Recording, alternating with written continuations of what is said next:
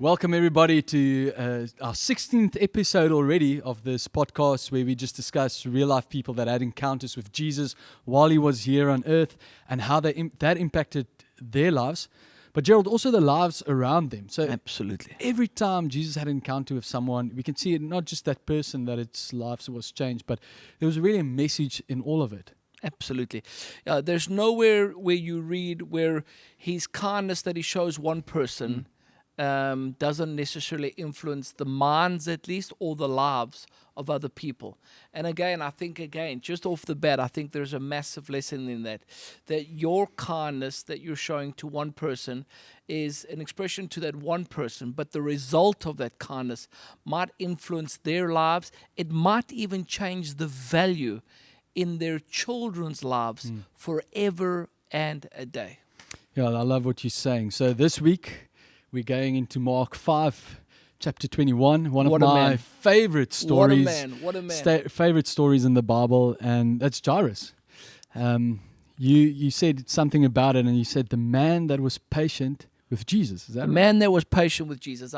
I read this again, and I was thinking about the story, and I thought to myself, maybe that's something we need to talk about sometime, and maybe even in the future, unpack it more.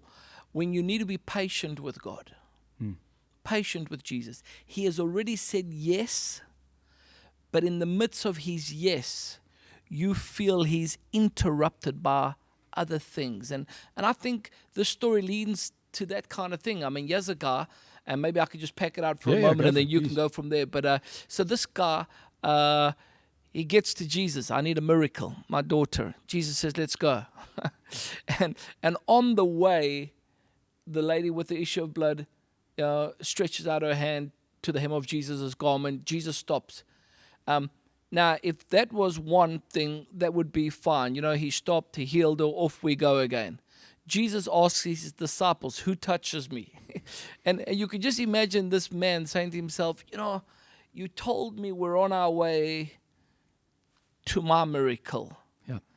Now, it's one thing that you've stopped, but now you want to make a conversation about it. And for me, it's like, what are you talking about, Jesus?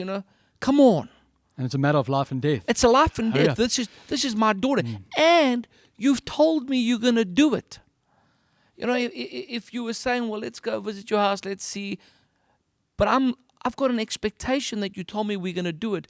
But you're allowing other things to interrupt my promise.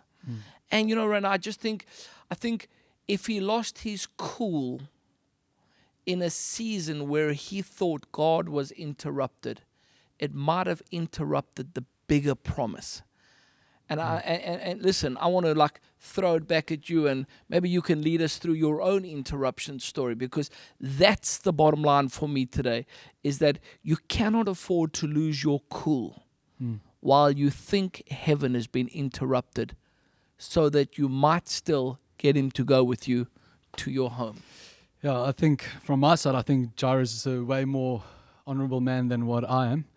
And just on our journey, and I think you've known a bit about our journey with myself and my wife, where we had a promise. And that promise for us to have a little baby. Jeez. And we got that promise last year. In the beginning of December, we went for an IVF. Now, a lot of people, they say, look, God will determine if a child is born. I believe God is the giver of life, whether it's done through IVF or naturally. It doesn't matter. God gave us that child. Is that child coming out with a spirit, yes or no? All right. So you understand what I'm saying. Some people are really ignorant about things like that. If you haven't been in someone's shoes, don't comment on it. And then we got that promise, and the unfortunate news is when we went for, I think it was our second scan, and I'll never forget that day when we sat there and the doctor just said, there's absolutely no heartbeat. Sure. And you cry out to God, and at that moment you're actually just shocked. You're like, okay, it's like a normal doctor's appointment. He gives you bad news. You're not exactly sure what's going on. And around you, you go home and you start actually mourning, and you're really sad about the whole situation of what has happened, because it's a life lost. And it was a promise. I think it's more about the promise that was lost. And I can imagine myself with Jairus. There's this promise of his child's life, a life that was there, and this is all lost all of a sudden. And then you get to that stage, and this is over the festive season. You see families together, and you actually had this high hope of this would be the first time that we'll have a little one with us, maybe in this near future, with someone walking alongside us. But you've lost that promise, and you've lost that hope. And for us, that was heartbroken, and we were heartbroken. And just thinking, Jairus was also somebody who worked in the temple regarding the worship, setting that up. And then you have to stand here and do actually worship still in the church. And I think for him, here's a man that had to worship God, and you can't do it just because of what God has done. You need to worship him now because of who he is. Yeah. I actually remember being at one of the worship services. I think it was actually at this campus where you just received the news. I think it was on the Thursday or the Friday, something like that. And then the Sunday you were leading worship. Yeah. And I mean, in the midst of, what other people might be looking at, the technical stuff, and was the worship powerful and was it creative? Here I was sitting up front just watching this broken man worship. But you kept your worship in that difficult season, which kept the promise alive. I mean, some of your friends were falling pregnant around you. Yes, I think that's the thing. A lot of people were actually, and they say the COVID babies, that's been happening, the boom of COVID babies. Was the COVID babies. There was a lot of them happening, and like you said, and it's a lot of people that had their promises fulfilled, and it wasn't us, and it wasn't the first disappointment we've had. It was the third disappointment we've had regarding IVFs and, all the unnatural stuff according to people, and our hearts were broken. But then all of a sudden, a new dawn has come. We had to worship through that brokenness. Yeah. Had to wait patiently, and that's why I say Jairus was maybe more of a man than what I was. And I'm pretty sure he might have lost his cool somewhere down the line, just like shouting in his robe. At least on the inside, hurry up! When you had a meeting and there's another meeting that's coming, and this person just keeps on going, and you're like, just hurry up! You don't know how to hide those emotions. I couldn't keep it in. I was honest with God, and a broken man before Him. Oh, listen, Pod, I'm so encouraged.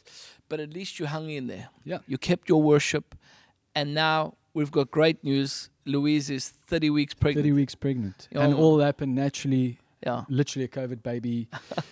We give a God time the when glory. I had COVID, and so it's really a promise that was there. But just fast forward a bit. So that's a little bit of my testimony, and I want to keep in with that because I think I've got something real. Then Jesus gets to the room, and there's a lot of noise going on. Yeah, can you maybe listen? I think we need to be very conscious that while we walk to what we trust in God for, there'll be other people that'll be full of doubt.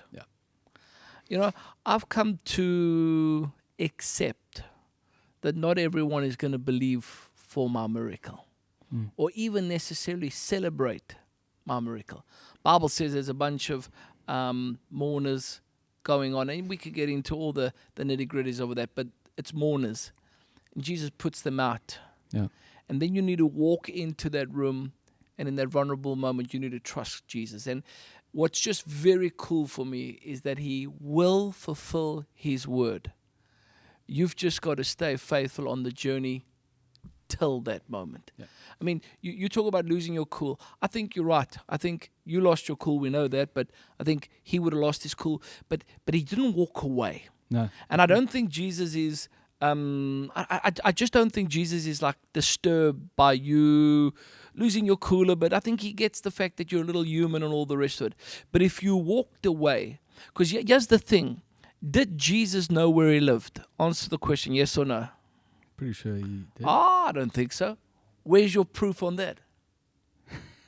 Think about it. So like very, very, very specific. No, I think humanly Jesus would have not known. Maybe not. No. Maybe he would have. Maybe you're right. Maybe I'm right. Who knows? The bottom line is this. Someone needed to get Jesus to the house. Yeah, that I agree with you.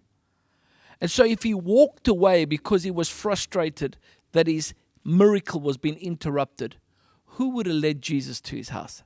And so I think your patience, your worship, if you'd like, in that interrupted time gives you an opportunity to shake things off, and so you can lead Jesus to your house so that he can speak a word.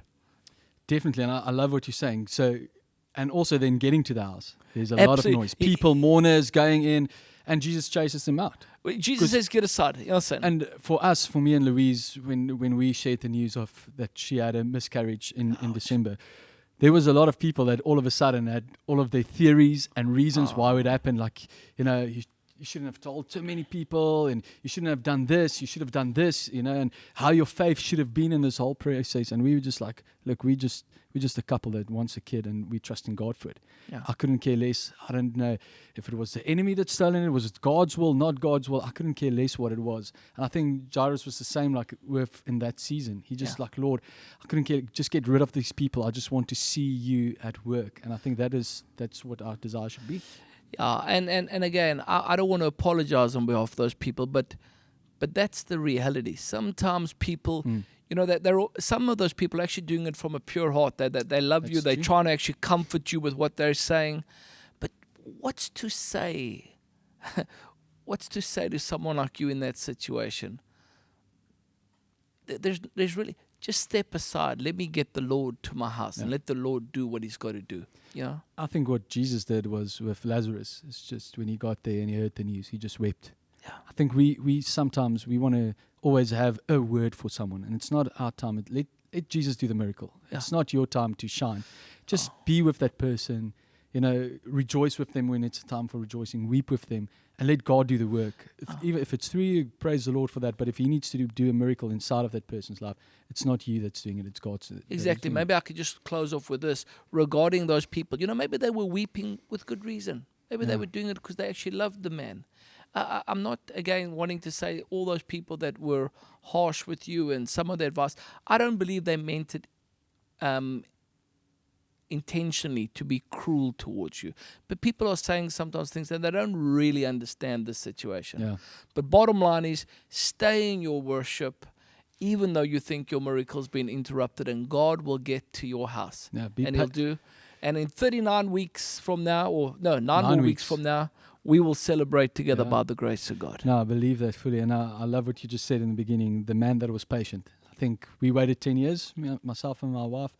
And if there's something that you're waiting for God, His timing is perfect. We know it's a perfect timing, God's timing. We need to be patient. It's not an easy time. No, definitely not. Yeah. So if you were encouraged by this podcast, we would love for you to just share it. You can listen also to it on Spotify if you just want to hear the audio of it. But please share it with your friends on Facebook, YouTube, whatever medium it is. And we look forward to encouraging you again next week. Nothing but love. Nothing but love, friends. Let it